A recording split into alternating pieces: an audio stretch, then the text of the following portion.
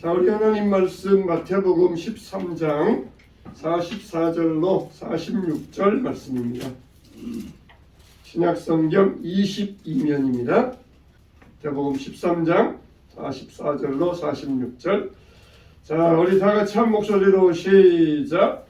천국은 마치 밭에 감추인 보화와 같으니 사람이 이를 발견하고 숨겨두고 기뻐하며 돌아가서 자기의 소유를 다 팔아 그 밭을 삽니다. 또 천국은 마치 좋은 진주를 구하는 장사와 같으니 극히 값진 진주함을 발견하며 가서 자기의 소유를 다 팔아 그 진주를 삽니다. 아멘. 자, 옆 사람과 인사 나누시겠습니다. 우리는 존귀한 하나님의 자녀입니다. 할렐루야. 우리는 존귀한 하나님의 자녀인 줄로 믿습니다. 사람은 이끌어가는 힘이 있습니다. 우리 인생을 이끌어가는 힘이 있습니다. 그것은 어디에서 나오느냐? 그 가슴에 품은 소원에서 나오게 되어 있습니다. 사람이 소원을 갖기 전에는 그냥 평범한 인생에 불과해요. 왜 사람이 힘이 없습니까? 왜 사람이 열정이 없습니까? 저 사람은 원래 성격이 저래. 그런 것이 아니라 그 마음에 불타오르는 소원이 없기 때문입니다. 그래서 사람이 소원이 생기면은 평범한 인생이 비범한 인생으로 바뀌어지게 되는 것입니다. 이 영어로 desire, 이것을 이 강렬한 열망이라 그래요. 영어로는 wish, hope 이런 말이 있는데 이 wish, hope는 그냥 단순한 소망. 그렇지만은 우리는 desire, 강렬히 열망한다는 것입니다. 마치 사슴이 시냇물을 찾기에 갈급함 같이 우리가 이런 갈급한 갈망의 소망, 이게 우리에게 필요하다는 것입니다. 그래서 우리 인생이 끌고 갈 만한 가슴에 불이 붙는 소원이 생기고 우리는 이 소원을 따라갈 수 있어야 됩니다. 그래서 이 소원이라고 하는 것은 우리 인생을 새롭게 만드는 동기가 되는 것입니다. 소원을 발견하기 전까지 인생은 그냥 평범한 인생에 불과해요. 그러나 강력한 소원을 발견하게 되면 완전히 인생이 변화되어지게 됩니다. 사람들이 나는 뭐 하고 싶다, 어떤 걸 하고 싶다, 소위 인생의 버킷리스트, 100가지 소원, 그런 것들을 가지고 말들을 하기도 합니다. 그러나 우리 믿는 사람들은 다른 소원, 영적인 소원을 가져야 돼요. 영적인 마음을 가져야 됩니다. 육신적인 소원은 육신의 일을 이룰 뿐이지만 영적인 소원은 영의 일을 이루게 되는 것입니다. 우리가 작년보다 조금 더 나은 삶을 살기 원합니까? 그럼 우리는 작년과 다른 마음을 가져야 돼요. 작년과 똑같이 살면서 결과를 다르게 나올 수는 없는 것입니다. 다른 결과를 맞이하려고 하냐? 그러면은 다른 삶을 살 수 있어야 돼요. 이와 같이 다른 삶을 살기 위해서는 다른 이 소원을 가지고 진실하고 간절한 소원을 가지고 우리 인생을 새롭게 바꾸어 갈 수 있어야 됩니다. 사슴이 시냇물을 찾기에 갈급함 같이 내 영혼이 주를 찾기에 갈급하나이다. 우리가 이런 갈급한 열망을 가질 수 있어야 됩니다. 오늘 우리가 읽은 말씀 보면은 짧은 3절이지만 2가지 이야기가 나와요. 하나는 농부의 이야기, 또 하나는 장사하는 사람의 이야기. 이 농부는 어떤 농부입니까? 밭을 갈다가 자기 밭에서 보화를 발견했어요. 이 진주를 구하는 상인은 진주를 구하러 다니다가 진주를 가장 최상급의 진주를 발견하였습니다. 그래서 어떻습니까? 이 두 사람의 공통점이 있어요. 그것을 사기 위하여 자기 재산을 다 팔아 그것을 샀느니라 그랬습니다. 여기에서 이 자기 재산을 다 팔아, 이 말은 우리가 재산을 팔아야 된다, 그게 아니라 그만큼 열망을 이야기합니다. 간절한 소원을 이야기해요. 도대체 내 인생을, 전 인생을 투자할 만한 게 뭐가 있느냐, 내 전 인생을 바칠 만한 게 뭐가 있느냐 하고 예수 그리스도에 정말 재산을 다 팔았다, 내 모든 인생을 여기 걸었다, 내 모든 소망을 여기에 갈급함을 가지고 있다. 이게 무엇이 되는 것입니까? 바로 예수 그리스도예요. 이 농부와 이 상인은 진주를 발견하고 보화를 발견하기 전까지는 그냥 평범한 사람에 불과했습니다. 그냥 오늘 또 밭 갈고 김 메고 평범한 농부에 불과했습니다.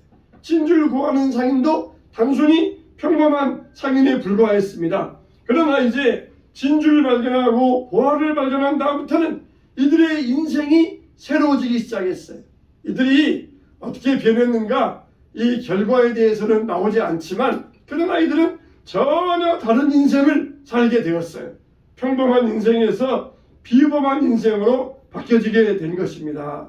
그렇다면 우리는 왜 이런 영적인 삶을 살지 못하고 있습니까? 왜 이런 탁월한 삶을 살지 못하고 있습니까? 바로 밭에 감추인 보화를 발견하지 못했기 때문이라는 것입니다. 예수님은 이 보화를 발견한 사람이 그 뒤에 어떻게 살았는가 그 이야기를 하지 아니하지만 우리는 충분히 상상할 수 있어요. 아주 남들과는 다른 전혀 다른 비범한 삶을 살았을 것입니다. 오직 사람에게만 소원이 있어요. 동물들에게는 소원이라고 하는 것은 없습니다. 그냥 하루하루 살아가는 게 동물들의 생활입니다. 우리 그리스도인들은 12월 31일이면은 송구영신 예배를 드립니다. 묵은해를 보내고 새해를 맞이하기 위해서 예배를 드리면서 한 해를 보내고 한 해를 맞이합니다. 안 믿는 사람들은 한 해를 맞이하기 위해서 해맞이하러 가지만 우리는 영적으로 주님을 맞이하기 위하여서 송구영신 예배를 드리면서 한 해를 보내고 한 해를 맞이하는 것이에요. 이게 우리 마음에 품은 소원을 가지고 한 해를 살기 위하여서 하나님 앞에 예배를 드리고 예배로서 시작하는 것 아니겠습니까? 빌립보서 2장 13절에 보면은 너희 안에서 행하시는 이는 하나님이시니 자기의 기쁘신 뜻을 위하여 너희에게 소원을 두고 행하게 하신다. 이렇게 말씀해 주셨어요. 그러니까 하나님은 우리 마음속에 뭘 두신다? 소원을 두신다는 거예요. 따라서 합시다. 우리 마음속에 소원을 두십니다.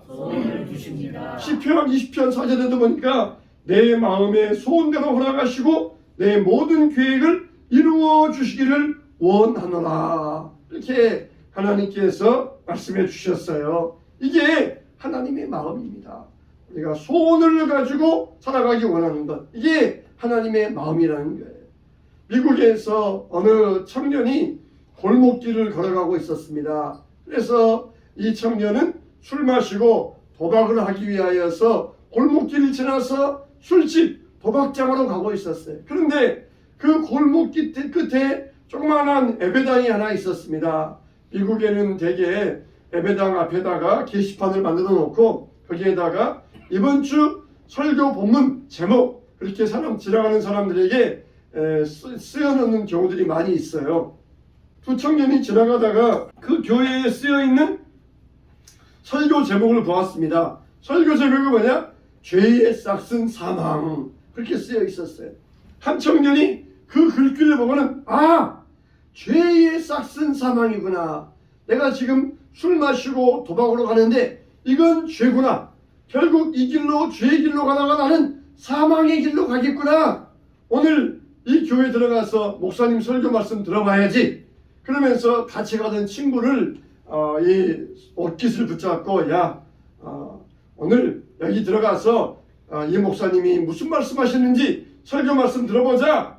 그러면서 끌어당겼어요. 그러나 같이 가던 친구는 이 끌어당기는 친구의 팔을 뿌리치고는 그냥 술집으로 가고 도박판으로 가고 말았습니다. 그로부터 30년의 세월이 흘렀어요. 30년의 세월이 흘렀는데 두 친구의 운명은 정반대로 갈라지고 말았습니다. 그때 죄의 싹슨 사망이다. 그러면서 죄의 길을 떠나서 예배당에 들어갔던 친구는 이 미국의 대통령이 되었고, 친구의 이 권면을 뿌리치고 술집으로 갔던 친구는 30년 후에 교도소에서 자기 친구가 미국의 대통령으로 취임하였다, 그런 기사를 읽으면서 눈물을 흘릴 수밖에 없었던 것입니다. 여러분, 사람에게는 다 마음의 소원이 있어요. 그 마음의 소원이 모두가 다릅니다. 잠언 10장 28절 말씀 보면은 악인에게도 소원이 있다고 그랬어요. 그러나 의인의 소원은 즐거움을 이루어도 악인의 소망은 끊어지느니라. 그 악인의 즐거움은, 의인의 소원은 이 즐거움과 기쁨을 이루지만 악인의 소망은 당장은 재미있고 즐거운 것 같지만은 결국은 잘못된 길로 나간다는 것이에요. 여러분, 결국은 우리의 소원이 우리의 인생을 이끌어가는 것입니다. 있는 사람들은 의인의 소원을 가질 수 있어요. 믿지 않은 사람들은 아무리 좋은 소원을 가져도 악인의 소원이 될 수밖에 없습니다. 결과가 결국은 다 다르기 때문에. 그러니까 소원을 품기 전에 우선 되어야 될 것이 무엇입니까? 바로 예수 그리스도를 나의 구주로 모시고 하나님의 자녀가 되는 것. 이게 바로 가장 먼저 우선시 되어야 돼요. 우선시 되어야 돼요. 소가 물을 마시면은 우유를 만들어내고 뱀이 물을 마시면은 독을 만들어냅니다. 우리가 먼저 예수님을 믿고 하나님의 자녀로 새로운 탄생을 가질 때에 우리가 마시는 생수가 다른 사람들에게 유익을 주고 즐거움을 줄 수가 있어요. 악인의 소원은 멸망에 이른다는 것이에요. 사람은 세 번 태어난다고 해요. 첫 번째는 엄마의 품에서 태어나는 육신의 탄생이고, 두 번째는 하나님의 자녀로 태어나는 영의 탄생이고, 세 번째로는 이 땅 위에서 내가 무엇을 위해 살 것인가 하는 사명의 탄생. 이게 세 번째 탄생이라는 것이에요. 우리가 이 세 번째 탄생의 시간이 있어야 됩니다. 내가 왜 살아야 되는가? 내가 무엇 때문에 살아야 되는가? 이 삶의 목적이 분명해야 된다는 것입니다. 나는 나이 들었는데 삶의 이유가 목적이 뭐가 있겠습니까? 그러나 우리 모두에게 삶의 목적이 분명해야 돼요. 그건 뭡니까? 따라서 합시다. 하나님을 섬기는 것. 하나님을 섬기는 것. 할렐루야. 아멘. 얼마나 좋습니까? 나이가 들어도 하나님을 섬기는 일은 다 할 수가 있어요. 이게 우리 삶의 목적이 되어야 돼요. 삶의 목적과 이유, 하나님을 섬기는 것. 이게 우리의 삶의 이유와 목적이 될 때 우리는 세 번째 탄생, 사명자로서 이 세상을 살아갈 수가 있게 되는 것입니다. 할렐루야. 오늘 이 세 번째 탄생, 이거에 대해서 집중적으로 같이 한번 말씀의 은혜를 나누고자 그래요. 집중적으로 세 번째 탄생, 이미 저와 여러분들은 첫 번째 탄생, 두 번째 탄생을 다 경험한 사람들입니다. 이제 세 번째 탄생, 왜 살아야 되는가? 하나님을 섬기면서 산다. 하나님을 섬김이 인생의 목적이다. 이걸 우리가 분명히 깨달을 때 우리는 세 번째 탄생, 사명자로의 삶을 살게 되는 것입니다. 우리는 예수 믿고 거듭난 사람이 되어서 우리 마음속에 소원이 있어야 됩니다. 그렇지 않으면 그냥 평범한 삶을 살 수밖에 없습니다. 우리에게 소원을 주신 분도 하나님이시고, 그리고 그 소원을 이루게 하시는 분도 하나님이십니다. 여러분 마음속에 하나님의 소원이 잉태되고 그 소원을 발견해서 새로운 삶을 살게 되시기를 주님의 이름으로 축원합니다. 밭에 감추인 보화를 발견한 사람은 보화를 발견하기 전에는 그냥 평범한 인생이었어요. 그러나 평범한 인생이 보화를 발견한 다음에는 비범한 인생으로 바뀔 수가 있었던 거예요. 그런데 여러분 성경을 보세요. 이 사람이 보화를 발견했어요. 근데 이 보화를 어디에서 발견했다고 그랬습니까? 자기가 매일 나가서 일구는 밭에서, 이 밭에서 이 보화를 발견했다는 것이에요. 저 멀리 산속에 가서, 들에 가서, 바다에 가서 엉뚱한 곳에서 발견한 것이 아니라 매일 내가 일하던 자리에서 보화를 발견했다는 것이에요. 만일 목사인 저에게는 꿈이 있어요. 뭐가 있습니까? 더 목회를 잘하고자 하는 꿈, 우리 성도들이 오베데돔의 복을 받게 하는 꿈, 이런 꿈이 저의 꿈이에요. 근데 제가 엉뚱하게 야 요즘은 축구가 대세다. 내가 한번 축구를 해서 축구 선수가 되어봐야 되겠다. 그런 꿈을 가지고 있다 그러면 저는 엉뚱한 사람이 될 수밖에 없어요. 우리의 꿈은 어디에 있습니까? 학생은 어디에서 꿈을 발견할 수가 있어요? 학교에서. 이 황성주 박사님이 원래는 고등학교에 들어갔을 때 고등학교에서 450등 맨 꼴찌 거의 뒤에서 몇 번째 되지 않았다는 것이에요. 그냥 꿈도 없이 하루하루 대충 살면서 그냥 학교 갔다가 왔다가 그렇게 그런 꿈이 없는 학생이었습니다. 그런데 어느 날 학기 말이 되어서 미술 교사가 들어와서 이야기를 하는 것입니다. 학생 여러분, 제가 지금 교사 생활 40년을 했는데 내 교사 생활 40년 중에서 가장 보람 있었던 때는 어느 섬마을에서 2년 동안 봉사하면서 지낸 때였습니다. 2년 임기를 마치고 그 마을을 떠나려고 그러는데 그 섬마을의 모든 주민 선착장이 나와서 선생님 가지 마세요 할 때 정말 내 마음이 얼마나 울컥울컥했는지 모릅니다. 내가 교사 생활 40년 하면서 그 섬마을에서 2년 봉사했던 생활, 내 인생에서 가장 섬김과 봉사에서 가치 있고 보람된 인생이었습니다. 그렇게 이야기를 들려주었어요. 그 말이 이 학생 황성주의 마음에 꽂혔습니다. 저렇게 섬김과 봉사는 정말 위대한 것이구나. 노벨 평화상을 받은 슈바이처 박사도 아프리카에 들어가서 평생 동안 섬김과 봉사의 삶을 살았는데 나도 그런 삶을 살아야 되겠다. 그러면서 열심히 공부하기 시작했어요. 뒤에서 꼴찌에서 몇 번 하던 이런 학생이 드디어 서울대 의대를 들어가는 실력을 갖추고 의대에 들어가서 박사가 되었습니다. 무엇 때문에? 그 마음에 꿈이 심겨졌을 때 그 꿈을 어디에서 발견했습니까? 자기가 매일 다니는 그 학교에서 발견할 수 있었어요. 우리가 어디에서 꿈을 발견합니까? 농사 짓는 사람은 농사 짓는 곳에서, 직장인들은 직장 곳에서, 또 가정인들은 가정에서, 우리가 하루 동안에 제일 시간을 많이 보내는 곳에서 우리의 꿈을, 우리의 보화를 발견할 수가 있어요. 수많은 가능성이 우리에게 열려 있어요. 이 고등학생 황성주의 인생을 바꾸는 꿈은 바로 그 학교에서, 그곳에서 바로 인생의 꿈을 발견할 수 있었던 것입니다. 자기가 일하는 장소에서, 늘 일하는 곳에서 진주를 구하는 장사꾼도 늘 일하는 일터에서 값진 진주를 발견할 수 있었어요. 우리는 진주를 구하기 위해서, 보화를 발견하기 위해서 엉뚱한 곳에 가야만 발견하는 것이 아니라 항상 내가 있는 자리에서, 내가 시간을 많이 보내는 자리에서 우리는 하나님이 우리에게 주신 보화를 발견할 수 있어요. 직장에서도 내가 정말 가장 일 열심히 하고 인정받는 사람 되어야 되겠다. 가정에서도 마찬가지.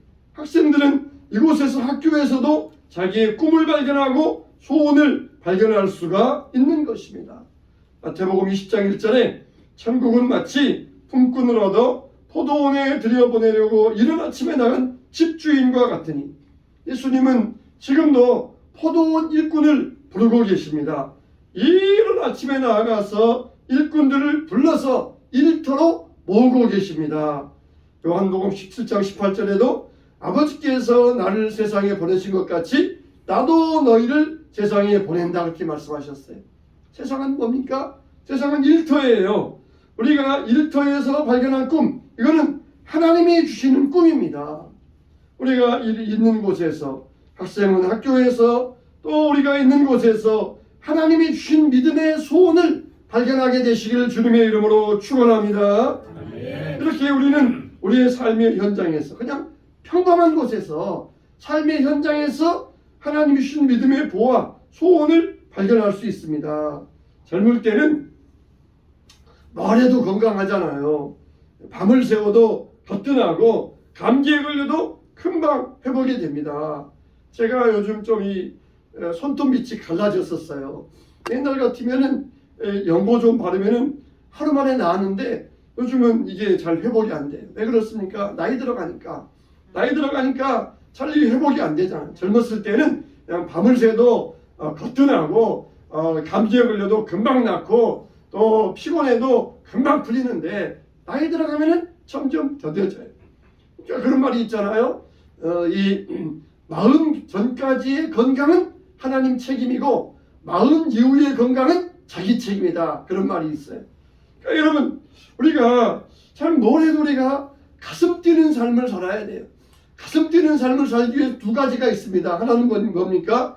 아주 절박할 때 우리가 가슴 뛸 수 있고, 또 하나는 꿈을 발견할 때 이렇게 우리가 가슴 뛸 수가 있어요. 뭔가 그냥 막 절박해가지고 곧 죽을 것 같은 위기 당할 때 그때 가슴 뛰게 되고, 내가 정말 간절한 소원을 발견할 때 그때 우리의 가슴이 뛰게 돼 있어요.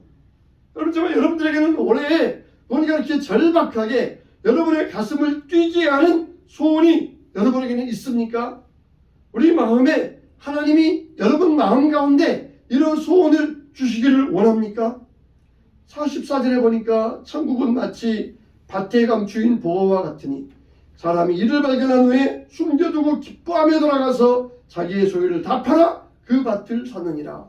그 전에 이 농부는 오늘 또 일어나서 밭 갈고 김 메고 내일 또 하고 그냥 평범한 인생, 그냥 쳇바퀴 같은 인생을 살면서 지루한 인생을 살 수밖에 없었어요. 근데 그 보화를 발견한 다음에는 기뻐하며 돌아가서 소유를 다 팔아 그 밭을 샀다는 것입니다. 그 밭, 마음의 소원, 절박한 가운데 가슴을 뛰게 하는 꿈을 발견할 수 있었던 것이, 우리도 이런 가슴을 뛰게 하는 소원의 마음을 품을 수 있어야 됩니다. 우리 가슴을 뛰게 하는 마음의 소원을 품을 수 있어야 됩니다. 어느 교회 목사님이 교회에 새로 나온 새신자들을 모아놓고 천국과 지옥에 대해서 설명하시면서 부자와 나사로의 비유를 말씀해 주셨어요. 부자는 매일매일 잔치하며 연락하다가 죽어서 지옥에 갔습니다. 그러나 나사로는 병을 앓다가 그렇게 하나님 믿다가 죽어서 천국에 갔습니다. 여러분들은 부자가 되고 싶습니까? 나사로가 되고 싶습니까? 그렇게 처음 나온 새신자들에게 그런 질문 해보았어요. 여러분 같으면 뭐라 하겠어요? 그 중에 이제 한 이 총명한 새신자가 말하기를, 목사님, 저는 부자처럼 살다가 나사로처럼 죽고 싶습니다. 그렇게 대답을 했던 것이에요. 여러분, 이게 지혜로운 대답 아니겠습니까? 물론 우리가 천국과 지옥 둘 중에 하나 선택하라 그러면 당연히 지옥입니다. 당연히 지옥이에요. 그러나 하나님이 이 땅에서 우리에게 뭐라고 하셨어요? 들어가도 복을 받고 나가도 복을 받고 복된 삶을 약속해 주셨어요. 이 땅 위에서도 우리에게 축복의 삶을 약속해 주셨습니다. 부자와 나사로의 비유는 극단적인 예를 말씀하신 것이고, 우리에게는 이 땅 위에서도 복된 삶을 살 수 있고, 그리고 죽어서도 천국 갈 수 있는 영생의 축복을 우리에게 약속해 주셨습니다. 어떤 사람들에게? 마음의 소원을 가지고 나가는 사람들에게, 마음의 소원을 품고 나가는 사람들에게, 마음의 소원을 가지고 열망하는 사람들에게 하나님께서는 이 땅에서도 하늘의 복을 약속하셨고 죽어서도 영생의 축복을 약속해 주셨어요. 이 보화를 발견하면 어떻게 했습니까? 기뻐하며 돌아갔다는 것이, 자기의 소유를 다 팔아 그 밭을 샀습니다. 무슨 밭? 그 밭, 보화가 숨겨진 밭을 샀어요. 야, 이 돈이면은 저기 저 땅, 더 넓은 땅 살 수 있겠다. 그러면서 넓은 땅을 산 게 아니라 그 보화가 감추어 있는 밭을 발견했다는 것이. 여러분, 우리의 보화는 어디에 숨겨져 있습니까? 바로 이 예배 속에 숨겨져 있어요. 하나님이 예배 가운데 인생의 보화를 숨겨 놓으셨습니다. 오베데돔의 집에 왜 축복이 임했습니까? 다른 사람들이 다 싫어하는 하나님의 법궤를 자기가 환영하면서 자기 집에 모셨어요. 하나님의 법궤를 모셨다가 자기들이 재앙을 당할까봐 두려워서 법궤를 피했지만, 오베데돔은 하나님 섬기고 예배 드리는 것을 기뻐하며 환영할 때 하나님께서 그 집에 이루 말할 수 없는 축복을 베풀어 주셨어요. 저는 오늘 걱정했어요. 야, 눈이 오는데 길이 미끄러운데 우리 성도님들 오실 수 있을까?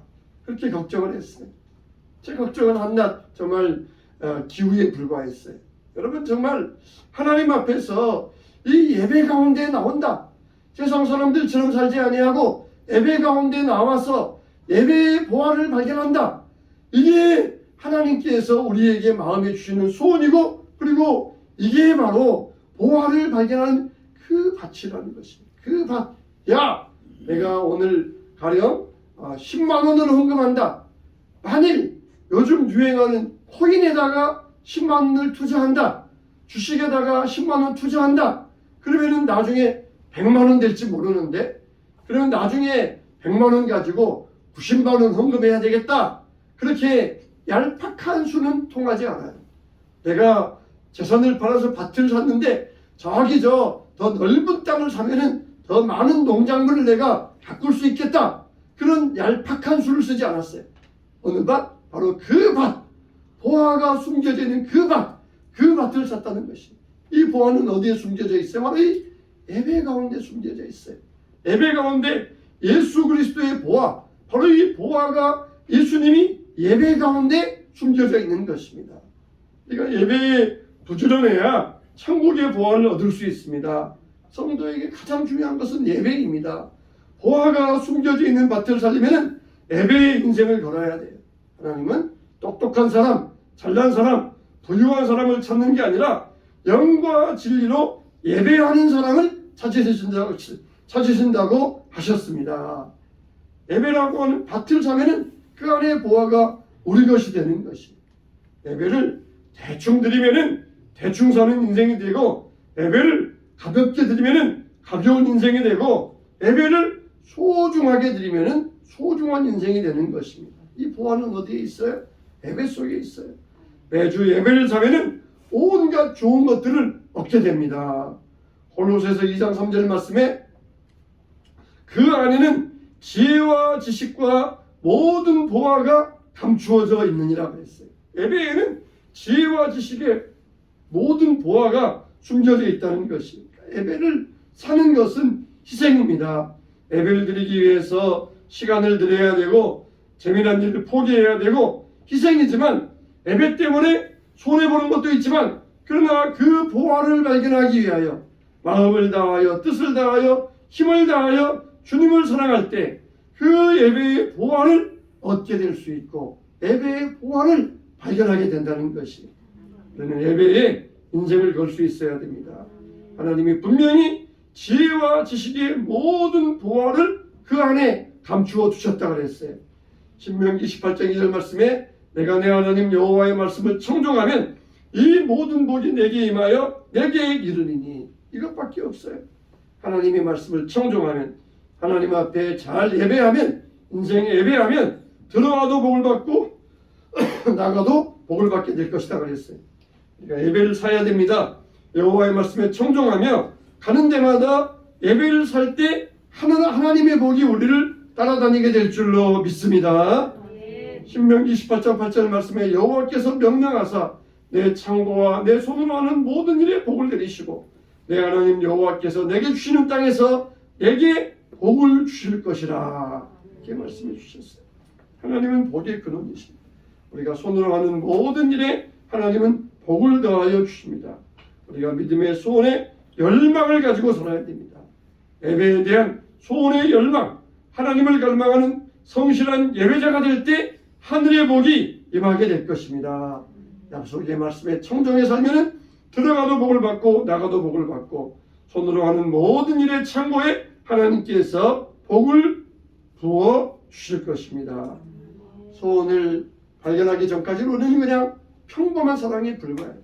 그냥 예배에도 아무런 소원 없이 드나드는 사람에 불과합니다. 그러나 이 예배를 통하여서 하나님을 섬김에 예배에 간절한 열망을 발견하면은 그 다음부터 그 사람은 비범한 사람으로 바뀌어지게 되어 있습니다. 비범한 삶을 살 수 있게 되어 있습니다. 우리는 오늘 예배를 통하여서 하나님이 감추어 두신 보화를 발견하는 인생 되시기를 바랍니다.